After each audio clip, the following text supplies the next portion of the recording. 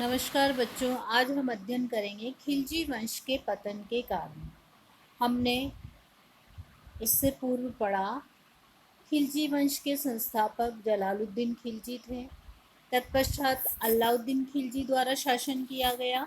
अलाउद्दीन खिलजी ने विभिन्न प्रकार की योजनाओं के माध्यम से न केवल उत्तर भारत को फतेह किया वरन दक्षिण भारत को भी खिलजी परचम के तहत लाने का प्रयास किया और मंगोलों से साम्राज्य की सुरक्षा भी प्रदान की। अलाउद्दीन खिलजी के पश्चात शहाबुद्दीन उमर गद्दी पर बैठे। शहाबुद्दीन उमर के पश्चात कुतुबुद्दीन मुबारक शाह ने शासन संभाला। नासिरुद्दीन खुसरो शाह ने अप्रैल सितंबर 1320 तक अपना शासन संचालित किया और इसके पश्चात खिलजी साम्राज्य पतन की ओर उन्मुख होने लगा। तो खिलजियों के पतन के लिए क्या क्या कारण उत्तरदायी हैं? खिलजियों की अलोकप्रियता, अलाउद्दीन की निरंकुश शासन व्यवस्था, दुर्बल और अयोग्य शासक, उत्तराधिकार के नियम का अभाव, विद्रोह, दरबारी षड्यंत्र, अयोग्य अधिकारी वर्ग, सैनिक शक्ति का कमजोर होना, पारिवारिक विद्रोह की संख्या में वृद्धि होना। 30 वर्षों के अल्पकाल में ही 1290 से लेकर बच्चों 1320 तक पूरा खिलजी काल रहा। दिल्ली में दूसरी बार राजवंश का परिवर्तन हुआ। यह एक आश्चर्यजनक घटना प्रतीत होती है। खिलजियों ने सल्तनत की सीमा का विस्तार किया, राज्य में कानून व्यवस्था की स्थापना की, परंतु ये सारे कार्य अस्थायी साबित हुए।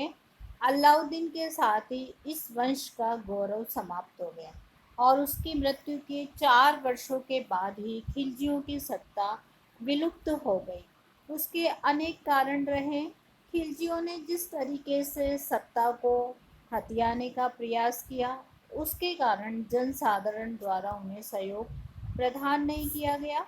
खिलजी शासक पूरे तौर पर लोकप्रिय कभी नहीं हुए। अलाउद्दीन खिलजी और मुबारक शाह खिलजी कठोर, निरंकुश, दमनकारी नीतियों में अनेक दुश्मन पैदा किए। जनता के दिल में खिलजियों का भय और आतंक था, सम्मान और प्रेम नहीं था। अलाउद्दीन ने अपने निरंकुशता, चातुर्य के बल पर राज्य के विघटनकारी तत्वों पर अपना नियंत्रण बनाए रखा, परंतु उसके दुर्बल उत्तराधिकारी परिस्थिति पर काबू नहीं पा सके। गृह युद्ध, राजनीतिक षड्यंत्र, अमीरों के चारित्रिक पतन, दरबार की विलासिता ने सल्तनत की जड़ें काट दी। फलतः अलाउद्दीन के शीघ्र पश्चात महान साम्राज्य खलजी इतिहास के पन्नों में खो गए। उसके विनाश पर जनता ने राहत की सांस ली होगी, आंसू नहीं बहाए होंगे। तो सबसे पहले बच्चों हम देखेंगे खिलजियों की अलोकप्रियता के क्या कारण रहे। जलालुद्दीन खिलजी ने बलबन के वंशजों की हत्या करके ये सत्ता जबरन हथियाई थी। उसकी वैधानिक स्थिति दुर्बल थी, इसलिए अनेक प्रयासों के बावजूद वो लोक समर्थन प्राप्त नहीं कर सका। यही स्थिति अलाउद्दीन की थी। उसने अपने चाचा फिरोज खिलजी की हत्या करके गद्दी हथियाई। बाद के सुल्तानों ने भी ऐसा ही किया। इस रक्तपात ने खिलजियों को अलोकप्रिय बना। जनता और अमीरों पर खिलजी सुल्तानों का आतंक था, परंतु प्रभाव नहीं था। इसके साथ साथ खिलजी सुल्तानों की कठोर दमनपूर्वक कार्यवाही ने भी उन्हें अलोकप्रिय बना दिया। अपने प्रतिद्वंदियों और विरोधियों का दमन करने में इन लोगों ने अत्यधिक नृशंसता की चरम सीमा पार कर दी। राजवंश के अनेक गद्दी के दावेदारों की आंखें फोड़वा दी गई, कत्ल करवा दिया गया। मुबारक शाह के कार्यों से भी सुल्तान अपने लिए स्नेह और सहानुभूति खो बैठे थे। अब बच्चों हम दूसरा कारण देखेंगे, अलाउद्दीन की निरंकुश शासन व्यवस्था। हमने अलाउद्दीन खिलजी पूरा पढ़ा, आपने देखा किस तरह से उसने गुप्तचर व्यवस्था को सुदृढ़ बनाया था।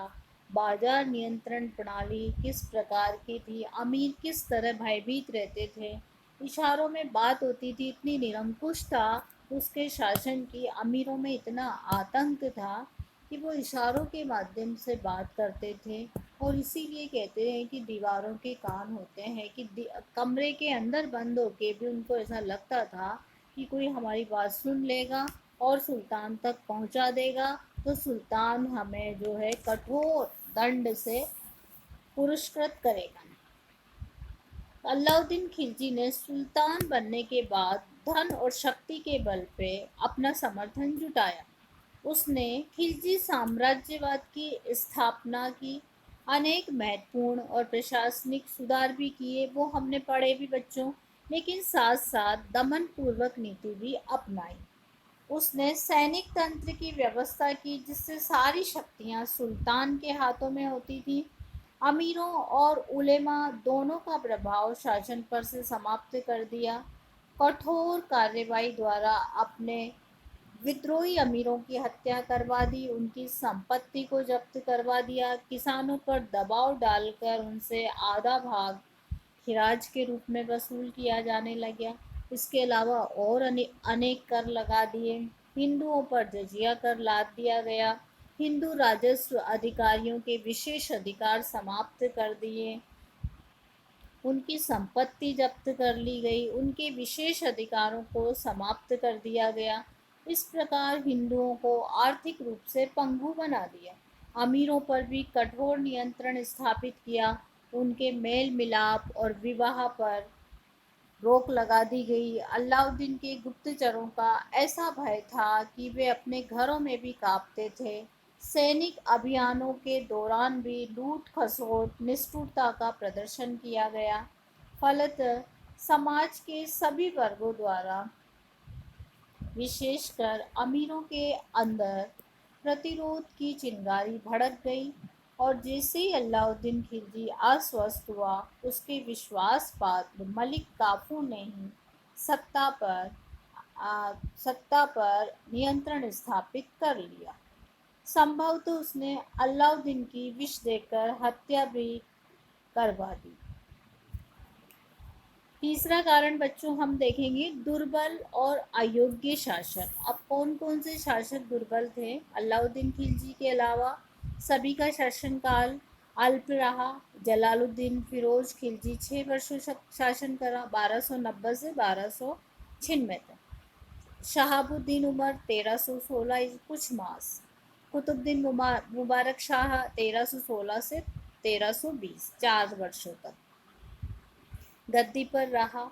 इन सभी को षड्यंत्र और हत्याओं द्वारा गद्दी से हटाया गया। फिरोज खिलजी वृद्धावस्था से गद्दी पर बैठा था। वो उदार और दयालु था, लेकिन उसने एक कुशल शासन के गुणों का अभाव था। अलाउद्दीन योग्यतम था, लेकिन उसके जो अधिकारी थे, जो उत्तराधिकारी थे, वो दुर्बल थे। शहाबुद्दीन उमर नाम मात्र का था। उसके समय में वास्तविक शक्तियां मलिक काफूर के हाथ में थी। मुबारक शाह खिलजी अंतिम सुल्तान था। उसने उदार नीति अपनाकर सुल्तान के भय और आतंक को समाप्त कर दिया। इस प्रकार निर्बल और दुर्बल अयोग्य उत्तराधिकारियों के कारण खिलजी वंश पतन की ओर उन्मुख हुआ। अब बच्चों हम देखेंगे उत्तराधिकार नियम का अभाव। दिल्ली के सभी सुल्तानों में कोई निश्चित उत्तराधिकार का नियम नहीं था। इनके अनुसार जिसकी लाठी उसकी भेंट। खिलजी सुल्तान मानते थे कि राजस्व रक्त संबंध को नहीं मानता, इसलिए सुल्तान की मृत्यु के बाद अथवा उसके जीवन काल में ही महत्वाकांक्षी व्यक्ति शासक बनने के लिए षड्यंत्र करते थे, तलवार का सहारा लेते थे। इस प्रक्रिया में अमीरों को की भी बन जाती थी, वे सदैव अपना प्रभाव बढ़ाना चाहते थे। जलालुद्दीन फिरोज खिलजी की षड्यंत्र रचकर अलाउद्दीन खिलजी ने हत्या कर दी और सुल्तान बना। उसके शासनकाल में के उत्तरार्ध में मलिक काफूर ने षड्यंत्र करके शहाबुद्दीन के दो पुत्रों खिज्र खां और शादी खां की आंखें फुड़वाकर मरवा दिया।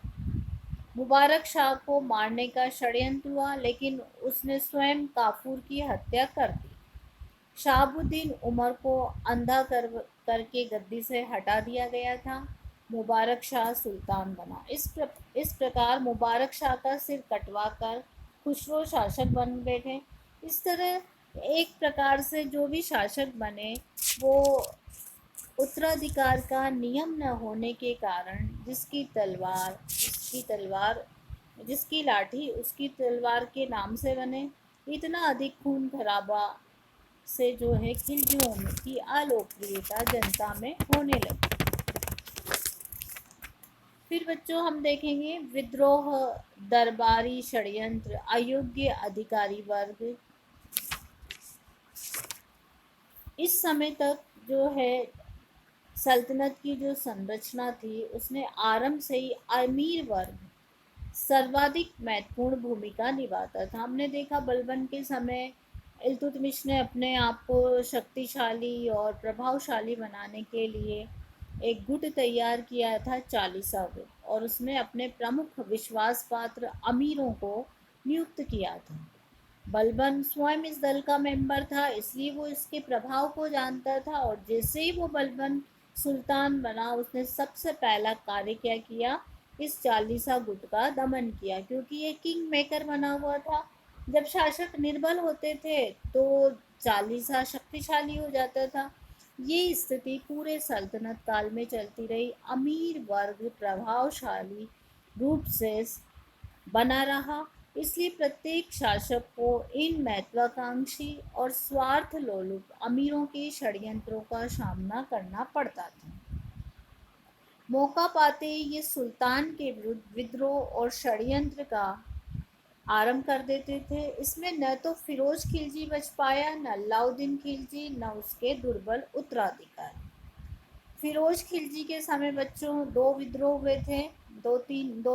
एक तो मलिक छज्जू का और एक ताजुद्दीन कुची का और सिद्दी मौला का। अलाउद्दीन खिलजी के बाद में भी हमने पढ़े अकद खां का विद्रोह, सिद्दीक मौला का विद्रोह और अनेक विद्रोह उसके समय। नौ मुसलमानों का विद्रोह, हाजी मौला का विद्रोह, भतीजे ने स्वयं विद्रोह कर दिया था, उमर खां का विद्रोह, मुबारक शाह का विद्रोह। मुबारक शाह के समय भी अनेक विद्रोह हुए।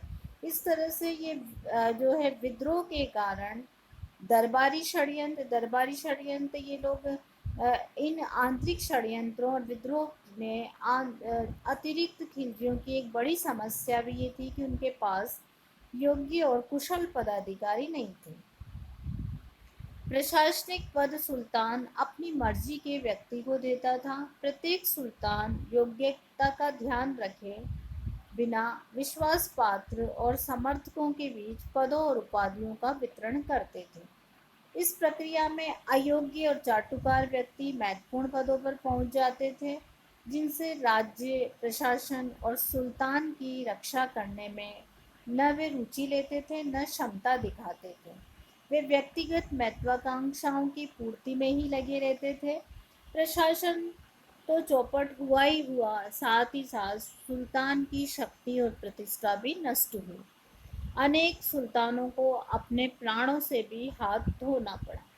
इन कारणों के अतिरिक्त भी जैसे अलाउद्दीन खिलजी के द्वारा तो सैनिक शक्ति में बढ़ोतरी की गई थी, लेकिन कालांतर में उसके उत्तराधिकारी चूंकि निर्बल थे, स्वयं की आंतरिक समस्याओं में ही इतने उलझे रहे कि सैनिक शक्ति को उन्होंने बढ़ाने का या उसकी वृद्धि करने का कोई प्रयास नहीं किया।